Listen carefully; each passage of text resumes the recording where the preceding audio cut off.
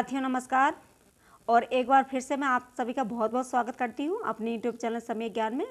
आज हमने साहित्य के कुछ प्रश्नों को रखा है और शुरुआत करेंगे दमदारी से प्रश्नों को, और अपने दिमाग को हम चेक करेंगे हम कितने प्रश्न सही कर सकते हैं और कितने हम गलत कर सकते हैं। और जहाँ आपसे गलती हो रही है फिर से दोबारा से चेक कीजिए उन प्रश्नों को, कहाँ हमने गलती की है, और उन गलती को फिर से नज़रअंदाज मत कीजिए, क्योंकि वही आपके प्रश्न बहुत ज़्यादा आपको कहीं ना कहीं आपको अच्छी जगह ले जाते हैं।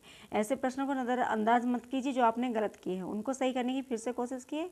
तो हमने ऐसे ही प्रश्नों को हर रोज़ लेकर आते हैं जो आपके लिए बहुत अच्छे हेल्पफुल होने वाले होते हैं, जो आपको परीक्षा की दृष्टि से आपने कहीं ना कहीं उनको देखा होता है और बहुत ही ज़्यादा आपको सहायता देने वाले प्रश्नों को आज हमने हर रोज़ की वीडियो मेरी पूरी कोशिश रहती है मैं अच्छे से अच्छे प्रश्नों को निकाल कर आपके लिए लेकर आऊँ, ताकि आपका कहीं ना कहीं आपका ऐसा रिजल्ट निकल के आए जिससे आपका बहुत ज़्यादा फ़ायदा हो सके। तो मेरी हर रोज़ की कोशिश यही है, और आज की कोशिश में मैं फिर से ऐसे प्रश्नों को लेकर आई हूँ जो बहुत ही आज के लिए महत्वपूर्ण होने वाले हैं, बहुत ही अच्छे आपके लिए हेल्प करेंगे वो। और 175 के नंबर के प्रश्न से शुरुआत करेंगे। उसमें पीछे के प्रश्नों को हमने वीडियो में आपको दिया है, और वहाँ भी प्रश्न आपसे बहुत अच्छे हैं। आप अपने दिमाग को चेक कीजिए और दिमाग को देखिए, लगाइए अपने दिमाग को कितने प्रश्न हमसे सही हुए और कितने गलत हुए। जो गलत हुए उनको अलग लिख लीजिए, जो सही हुए उनको अलग लिख लीजिए, और जो गलत हैं वो कहाँ गलती आपसे हुई है उनको देख लीजिए एक बार। तो शुरुआत करेंगे आज हम। देखिए, 12 बरस लो कुकर जीवे अरु तेरह लो जिये सियार काव्य पंक्ति के रचनाकार हैं। देखिए, आपसे पूछा गया है एक पंक्ति के विषय में कि पंक्ति किसकी है और इस पंक्ति में किस लेखक का योगदान है और किसने इसको लिखा है। और ये आपसे पूछा गया है नेट दिसंबर 2009 में आपसे प्रश्न बना था, और ये दिसंबर में आपसे जो परीक्षा हुई थी नेट की वहाँ आपसे प्रश्न पूछा गया। तो ये प्रश्न भी आपके लिए टीजीटी पीजीटी और नेट के लिए आपके लिए फ़ायदेमंद है। तो देखेंगे ऑप्शन देख लेते हैं क्या है ऑप्शन। का नल सिंह, घा चंद्रबरदाई, घा जगनिक और घा नरपति नाल। तो पंक्ति में हमें देखना है इसके लेखक कौन है। तो इसके लेखक कौन है, इसके लेखक हमारे चंद्रबरदाई, सॉरी जगनिक। इसके लेखक हमारे चंद्रबरदाई।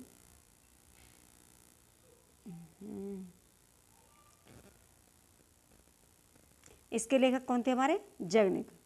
जगनिक ने क्या लिखा हमारा परमार लासो। परमार लासो के बारे में मैं सब बता दूं मैं क्या था। ये परमार लासो एक गाया जाने वाला गे था, गे काव्य था, इसको गाया जाता था। और आल्हा जो गाते थे, जो लोग आल्हा गाते थे उनको क्या कहते थे, अलहद कहते थे। आपने देखा होगा आल्हा गाने वाले पहले क्या करते थे, एक हाथ में झांझर लिया होता था उनके हाथ में, और एक बहुत सारे मोर के पंख उनके साथ रहते थे। मोर के पंखों को लेकर वो चलते थे, और आल्हा गाने वाले जो गाते थे बहुत ही रसीली आवाज़ में, बहुत ही अच्छे से तुकबंदी के साथ, बहुत ही प्यारा सा एक सॉन्ग यानी गीत होता था उनका आल्हा। तो जो लोग वो गाते थे बड़ा अच्छा रसीला लगता था। आज के टाइम में तो खैर आपको नहीं मिलेगा देखने के लिए, बहुत ही कम, अभी कहीं जगह ऐसी होगी जो ये शब्द देखने को मिलेंगे, लेकिन वरना अब देखने को नहीं ये। तो पहले लोग आते थे घर पर और आल्हा गाया जाता था। तो आल्हा गाने के लिए आल्हा गाने वालों को अलहद कहा जाता था। तो ये हमारा किसने लिखा, जगनिक ने लिखा। जगनिक परमार लासो यानी आलाखंड जो लिखा गया हमारा, उसी का दूसरा नाम है आलाखंड। ये जगनिक जो थे कालिंजर के राजा चंदेल राज परमारी देव के दरबारी कवि थे, और ये क्या है 36 खंडों में विभक्त है क्या, परमार लासो।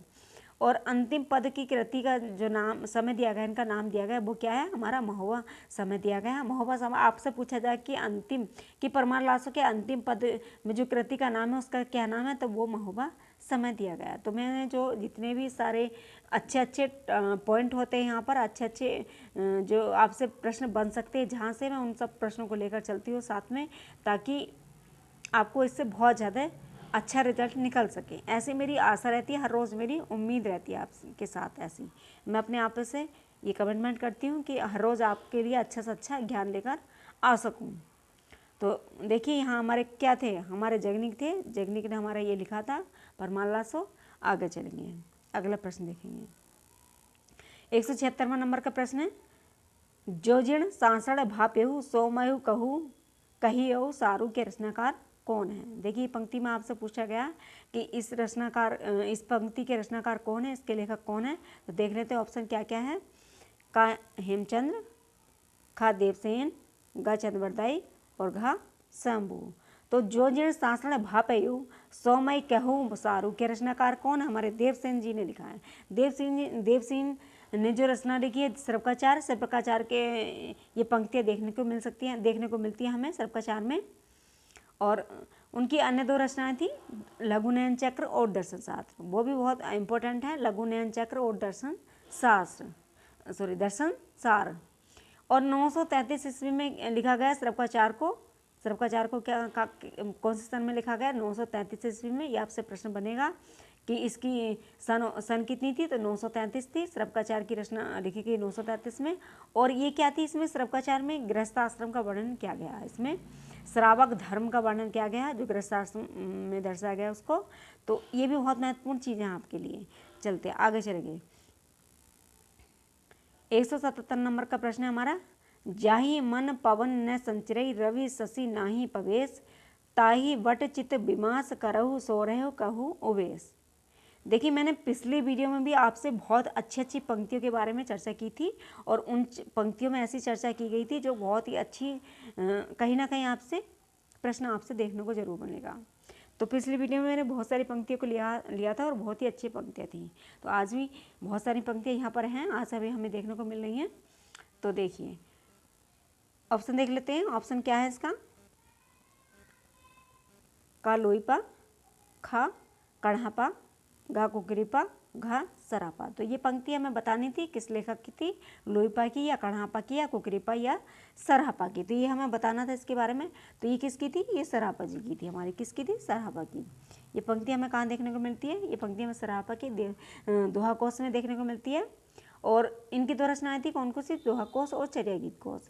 और ये क्या थे? सरापा सिद्ध साहित्य के यानी सिद्ध साहित्य या हिंदी साहित्य के आदि कवि इनको माना गया है। बहुत ही हिंदी साहित्य के सबसे पहले कवि रहे हैं ये सरापा जी।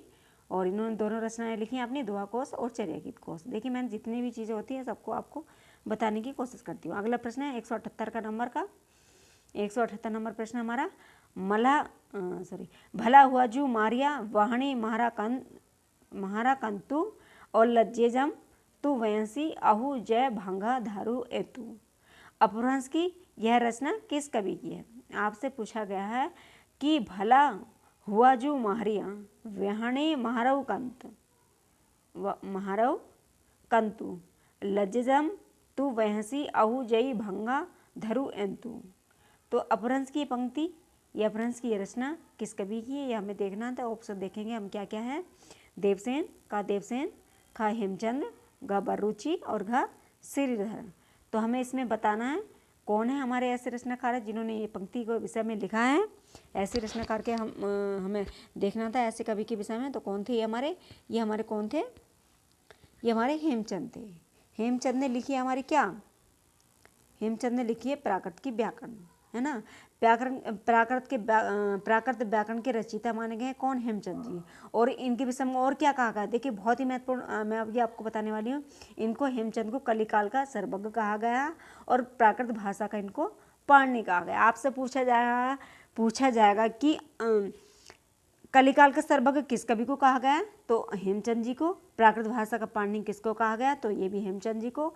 और प्राकृत के रचयिता कौन है? तो प्राकृत व्याकरण के रचयिता कौन है? ये भी हेमचंद जी है हमारे। तो जो इम्पोर्टेंट चीज़ें होती है, जो महत्वपूर्ण चीज़ें होती है, वो हमको एक जगह इकट्ठी करके निकाल के रखनी होती है। और जो भी मैं आपको बोलती हूँ ना, ये जो मैं अपनी आवाज़ से जो भी आपको दे रही हूँ ना, ये भी आपको सबको नोट करना चाहिए, ठीक है। चलो आगे चलेंगे। आगे है हमारा 189 की प्रश्न है हमारा, एक नार ने अचरज कीजा सांप मार पिंजरे में दिया। ये पंक्ति के काव्य पंक्ति के रचयिता हैं। ये आपसे पूछा गया है कि एक नार ने अचरज कीजा सांप मार पिंजरे में दिया, यानी दी जाए, ये ऐसे लिखा गया है यहाँ पर। इसमें पंक्ति में थोड़ा गलत लिखा है। तो ऐसे जो लिखने वाले कवि हमारे कौन है, इनके बारे में देखना है हमें, कौन है ऐसे कवि हमारे। तो का चंद्रबरदाई, खा केदार कवि, घा भारतेंदु, घा खुसरो। तो खुसरो हमारे ऐसे कवि रहे हैं जिन्होंने तुकबंदी बहुत ज़्यादा की है अपनी काव्य में, बहुत ज़्यादा तुकबंदी के साथ ऐसा किया है उन्होंने। तो ये हमारे फेमस रहे हैं ऐसे कवि हमारे, जिन्होंने खलिकवारी लिखी है, नसरा ने हिंदी लिखी है। तो ऐसे कवि हमारे कौन है? खुसरो जी। तो खुसरो जी ने लिखा है, ये तुकबंदी किया है यहाँ पर। एक नार ने अचरज किया सांप मार पिंजरे में दिया। चलो आगे चलते हैं, अगला प्रश्न देखेंगे। अगला प्रश्न 180 नंबर का हमारा, रघुनाथ चरित हनुमंत कृत भूप भोज उधर जिमी, पंक्ति किस ग्रंथ से ली गई है। आपसे पूछा गया है कि रघुनाथ चरित हनुमंत कृत भूप भोज उधर जिमी, पंक्ति किस ग्रंथ से ली गई, हमें ये बतानी। तो ऑप्शन देखेंगे हम क्या क्या है। का परमाल रासो, खा पृथ्वीराज रासो, घा बिसल देव रासो, घा रामचरित मानस। तो ये हमें बताना था कौन है ये, तो देख लेते हैं कौन है हमारे ये। तो ये हमारे पृथ्वीराज रासो, ये कौन थे हमारे पृथ्वीराज रासो के विषय में, ये पंक्ति के विषय में लिखा गया है। और आगे चलेंगे, अगला प्रश्न देखेंगे। असंगत का चयन कीजिए, आपसे पूछा गया है इसमें से गलत कौन है। गलत हमें देखना है कौन गलत है और सही कौन है, इसमें से ये हमें चेक करना है। देखिए ऑप्शन देख लेते हैं।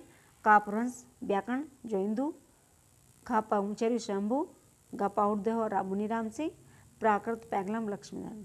तो देखिए आप चेक कीजिए इसमें से क्या चीज़ गलत नज़र आ रही है आपको, क्या ऐसी चीज़ है जिसका जोड़ा सही नहीं है और उसको गलत रखा गया है, ये हमें पहचानना है। बहुत ही इजी प्रश्न होते हैं ये, तो देख लेते हैं क्या है। तो देखिए अपभ्रंश व्याकरण, अभी मैंने आपको बताया था अपभ्रंश व्याकरण किसके द्वारा लिखी गई है, तो ये हेमचंद जी के द्वारा लिखी गई है। हेमचंद जी ने क्या लिखा था, अपभ्रंश की व्याकरण लिखी थी, प्राकृत की व्याकरण लिखी थी, तो ये हमारी गलत है। तो ये जोइंदू जी ने नहीं लिखी, तो ये हमारा असंगत हुआ। आगे चलेंगे, अगला प्रश्न भी हमारा असंगत को ही बताना हमें। अगला प्रश्न भी पूछा गया हमसे, असंगत ही बताना हमें। तो इसमें भी देख लेते हैं क्या गलत है हमारा, हमारी नज़रों में क्या गलत है, और इस प्रश्न में हमें चेक करना है क्या चीज़ इसमें गलत है। तो देखेंगे ऑप्शन। का पुष्पदंत जसहर चर्यु, खा स्वयंभू रिठने में चर्यु, गा मधुकर कवि जयचंद्र प्रकाश, और घा जिंदत सूरी उपदेश रसायन। तो हमें इसमें देखना था क्या चीज़ गलत है। तो ये हमारी जयचंद्र प्रकाश ने क्या लिखा है, जयचंद्र प्रकाश मधुकर कवि ने लिखा है क्या, मधुकर कवि ने लिखा है हमारा क्या, जय मैंक जसचंद्रिका। और जयचंद्र प्रकाश ने क्या लिखा, भट्ट, जयचंद्र प्रकाश के ने लिखा, किसने लिखा है, ये भट्टकेदार जी ने लिखा है ना। जयचंद्र प्रकाश लिखा है हमारा भट्टकेदार जी ने, और मधुकर कवि ने हमारा क्या लिखा है, मधुकर कवि ने हमारा लिखा है जय मैंक जसचंद्रिका। और 1168 ईस्वी में ग्रंथ की चर्चा की गई है इसमें, 1168 ईस्वी में ग्रंथों की जयचंद की प्रस्तुतियाँ इसमें लिखी गई हैं। आगे चलेंगे, बाकी सब सही थे, और ये वाला गा ऑप्शन हमारा गलत था, ऑप्शन हमारा गा हमारा ये गलत था, इसी को हमें देखना था। अगले चलेंगे, अगला 183 प्रश्न नंबर हमारा, ये भी असंगत हमें चाटना है, क्या इसमें गलत हमें दिखाई दे रहा है, कौन सी चीज़ हमारी गलत यहाँ पर लिखी गई है। तो ये हमें देखना है कि हमें चेक करना है क्या सही है और क्या गलत की जाँच हमें करना है। पानी का पानी करना है, दूध का दूध करना है। तो देख लेते हैं, का ऑप्शन देखेंगे। का परमाल रासो जगनिंग, खा कुमार रासो दलपति विजय, गा संदेश रासक अब्दुल रहमान, घा कुमारपाल प्रतिभोज ज्योतिश्वर ठाकुर। तो हमें दूध का दूध पानी का दूध का दूध करना है, पानी का पानी करना है। तो देखना हमें क्या चीज़ यहाँ पर गलत है और क्या सब कुछ सही है। तो देखेंगे हम, तो इसमें कुमारपाल प्रतिभोज आपको नजर आ रहा हुआ, घा ऑप्शन कुमारपाल प्रतिभोज ज्योतिश्वर ठाकुर जी ने नहीं लिखा है। ये किसने लिखा है, ये सोम प्रभु सूर्य जी ने लिखा। बाकी सारे ऑप्शन सही हैं और घा ऑप्शन गलत है हमारा, कुमारपाल प्रतिभोज ज्योतिश्वर ठाकुर जी के द्वारा नहीं लिखा गया, ये हमारा सोम प्रभु सूर्य के द्वारा लिखा गया है। आगे प्रश्न देखें, अगला प्रश्न हमारा, ये भी हमें असंगत छटवाना है, हमें भी असंगत के बारे में हमसे बताया गया है यहाँ पर भी। तो देखिए असंगत यहाँ भी देखना हमें गलत क्या है क्या सही है। दूध का दूध करना है, पानी का पानी करना है। का ऑप्शन देख लेते हैं, रेवंत गिरिराज विजय सेन सूरी, खा चरियापत सरापा, गा जयचंद्र प्रकाश भट्टकेदार, और अड़मलचंद्र श्रीधर। तो हमें जांच करना है यहाँ पर क्या चीज़ है हमारी, यहाँ चीज़ हमारी क्या सही है क्या गलत है। 100 हमारा कितना 84 नंबर का प्रश्न था। ये चरियापद सबरप्पा के द्वारा नहीं लिखा गया, ये सरापा के द्वारा नहीं लिखा गया। मैंने अभी दोनों प्रश्न उनके बारे में बताया था। सरापा की कौन कौन सी रचना है, ये सबरप्पा की रचना है चरियापद, और ये सरापा की कौन कौन सी रचनाएं थी, दोहा कोश और चरिया गीत कोश, ये इनकी दोनों रचनाएं थी। और ये हमारा गलत है, चरियापद हमारा गलत है, सरापा जी ने इसको नहीं लिखा है। सरापा ने दोनों रचनाएं लिखी थी जो मैंने अभी आपको बताई हैं, दोहा कोश और चरिया गीत कोश। आगे चलेंगे, अगला प्रश्न देखेंगे। आदिकाल को अत्यधिक विरोध और व्याघातों का युग कहने वाले इतिहासकार हैं। देखिए कितना बढ़िया प्रश्न आपसे निकल के आया, कितना बढ़िया इतना महत्वपूर्ण प्रश्न आपसे देखने को मिल रहा है। आदिकाल को अत्यधिक विरोधों एवं व्याघातों को युग कहने वाला इतिहासकार यहाँ पर पूछा गया आपसे। तो ऑप्शन देखेंगे क्या क्या है। का हजारी प्रसाद द्विवेदी, खा रामकुमार वर्मा और गा धीरेन्द्र वर्मा, घा बच्चन सिंह। तो हमें देखना था, हमें क्या देखना था,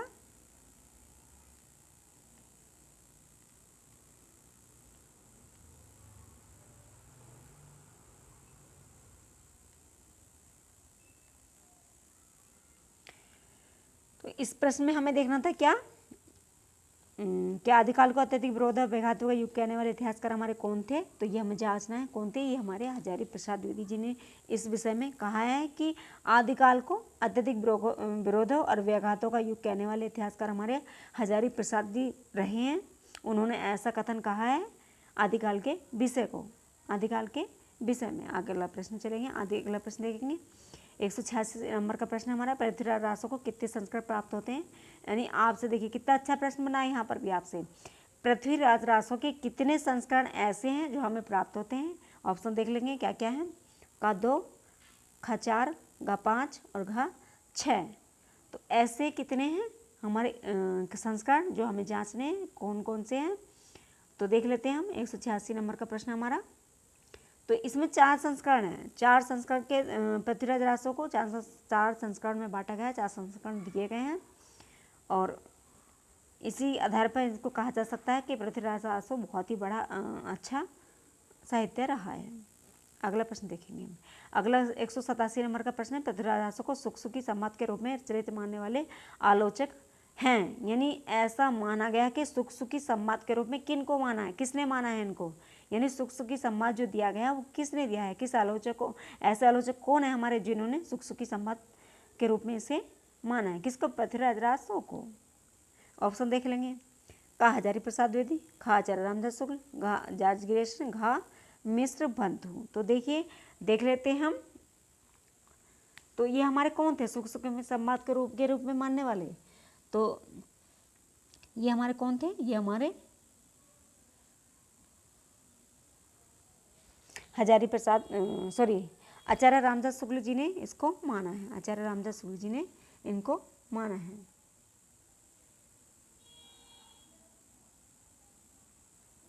और कहाँ से स्टार्ट होता है, कार्तिक मास से इसको स्टार्ट किया जाता है, कार्तिक मास से इसका संबंध है। आगे देखेंगे 188 नंबर का प्रश्न हमारा, बीसल देव रासो को 12 मास विरह वर्णन किस मास से प्रारंभ होता है।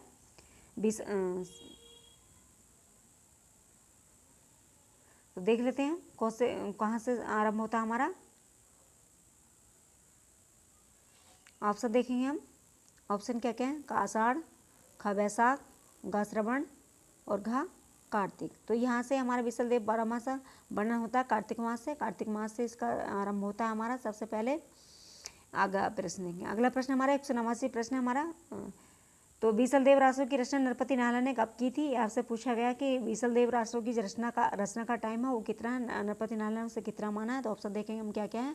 ऑप्शन का संवत 1212, संवत 1252 और संवत 1213 और घा 1115, संवत 1115। तो इसमें से क्या सही है हमें देखना है। तो ये हमें देखना था ये 1212, इसका सही समय क्या है 1212। बीसल देव रासो की रचना नरपति नाला ने कब की थी 1212 में। ये टाइम आपको ध्यान रखना है, इस संवत हमें ध्यान रखना है, ये भी आपसे प्रश्न बन सकता है। अगला प्रश्न देखें। अगला प्रश्न देंगे प्रश्न नंबर हमारा 190 है, चंद्रवरदाई कृत हिंदी का प्रथम महाकाव्य कौन सा है। तो ऑप्शन देख लेंगे क्या क्या है। का रणमल छंद, खा पृथ्वीराज रासो, ग पृथ्वीराज विजय और घा परमाल रासो। तो हमें देखना था कि चंद्रवरदाई कृत हिंदी का प्रथम महाकाव्य कौन सा है। तो ऐसा हमें जानना है। तो ये हमारा पृथ्वीराज रासो था। ये क्या था हमारा पृथ्वीराज रासो था, ये हमारा पृथ्वीराज रासो था। प्रथम महाकाव्य आपसे पूछा गया, कई बार पूछा गया ये कि हिंदी का प्रथम महाकाव्य कौन सा है। तो ये पृथ्वीराज रासो है। सबसे बड़ा महाकाव्य, सबसे प्रथम महाकाव्य पृथ्वीराज रासो है। अगला प्रश्न देखेंगे। अगला प्रश्न हमारा 151 नंबर का प्रश्न हमारा, आज हम 190 तक ही रहने देंगे, आगे से चलेंगे, शुरुआत करेंगे हम कल से 151 के नंबर से प्रश्न है। और आगे के प्रश्न भी देखिए बहुत बढ़िया रहने वाले हमारे कल के प्रश्न भी। और कल के प्रश्नों को भी रखने के लिए हमने बहुत ज़्यादा मेहनत की है और अच्छे प्रश्नों को रखा गया है कल की वीडियो में भी।